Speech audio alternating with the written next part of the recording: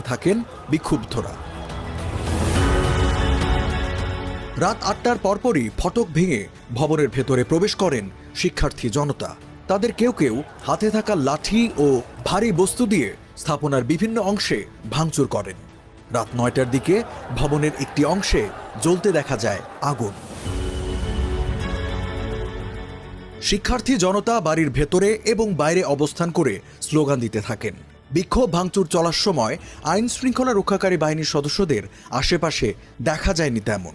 এক পর্যায়ে ৩২ নম্বরের বাড়িতে প্রবেশ করেন সেনাবাহিনীর সদস্যরা।